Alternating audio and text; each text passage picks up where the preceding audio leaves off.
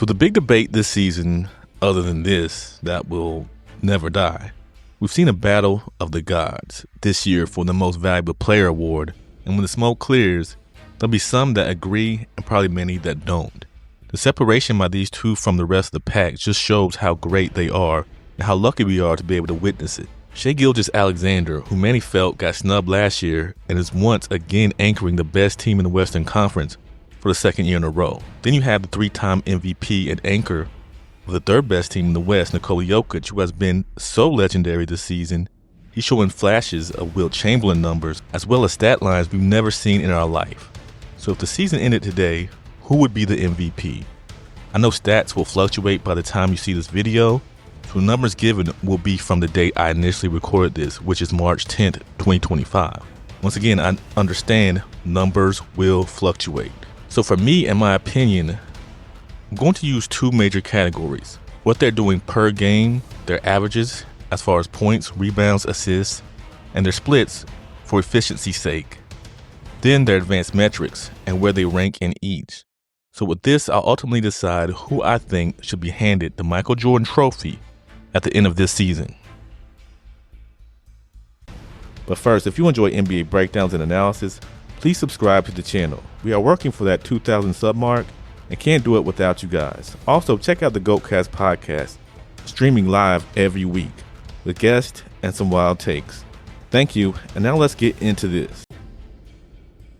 SGA averages 32.9 points per game, first in the NBA, 5.1 rebounds per game, 76th in the NBA, and 6.2 assists per game, 16th in the NBA. In just his last 3 games, as of the time of this recording, he scored 40, 41, and 51 respectively against the number 3, number 4, and number 5 teams out west, one being the Denver Nuggets led by Nikola Jokic. Literally in those games, he's averaged 44 points. Insane. He is the head of the snake for a top 5 rated offensive team and top 5 rated defense. His shooting splits, his field goal percentage is 50.1, 35.4% from 3, and 86% from the free throw line.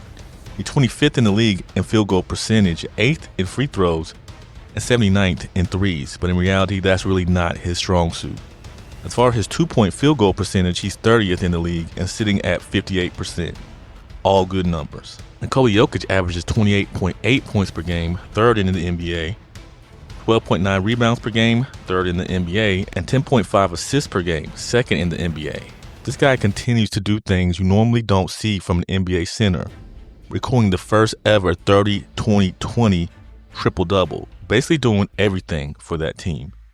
He's ahead of a Denver team that many felt would take a significant step back after losing KCP to Orlando and really not adding much in the offseason, although the addition of Russell Westbrook has turned out to be a great pickup for them. His shooting splits are 57.4% from the field, 43% from 3, and 80.9% at the free throw line. He's 11th in the league in field goal percentage, 61st in free throw percentage, and 8th in 3-point percentage. For 2-point field goal percentage, he's 14th at 61.8%. Averaging a triple-double and on the top 3 team out west is just something else. And by the way, I left out steals, but they're actually both tied right now at 1.8 steals per game. Good for a tie for second best in the league. Here's a chart to see how they stack up. So averages and percentage-wise, if I had to choose one, I'd have to go Jokic, because outside of his free throw percentage, he's almost top 10 in the league in averages and percentages for the major offensive stats. But that isn't the whole story.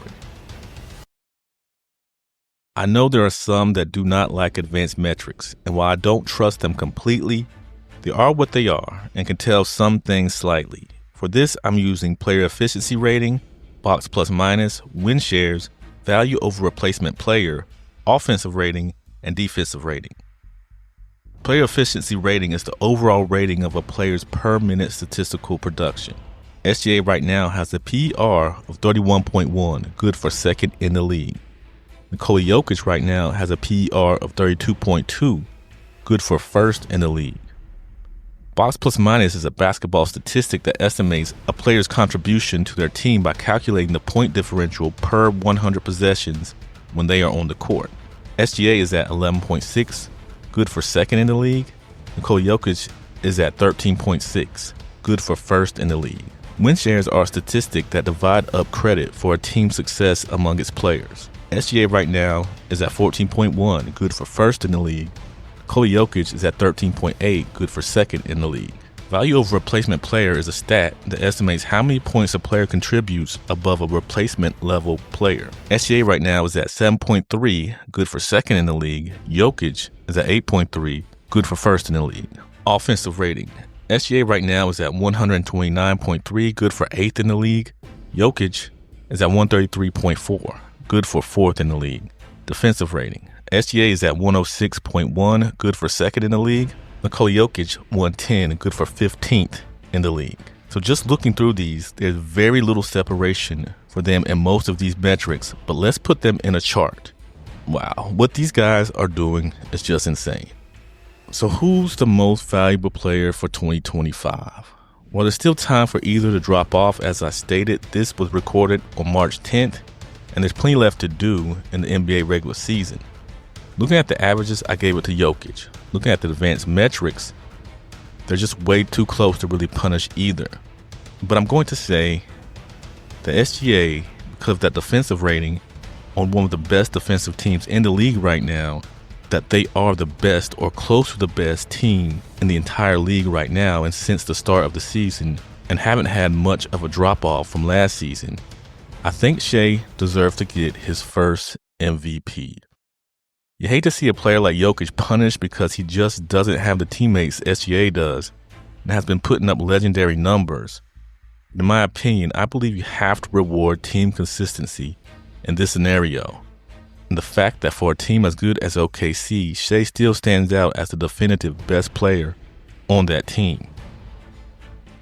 If there was any season I could see co-MVPs being awarded, it would be this one. Last year I said Jokic with very little doubt. SGA I have some doubt with. They're nearly neck and neck in the advanced stats, and the averages show that they play different roles for their respective teams, and I can't push one over the other because of that. So yeah, if I was a betting man, I wouldn't for this, but if things continue the way they have, I'm pretty comfortable giving Shai the nod. But what do you all think? Is Jokic or SGA the MVP for you? Why or why not? Let me know in the comment section below. Once again, thank you guys for helping the channel. If you get this far, please like and subscribe. Thank you, and be back soon with more content.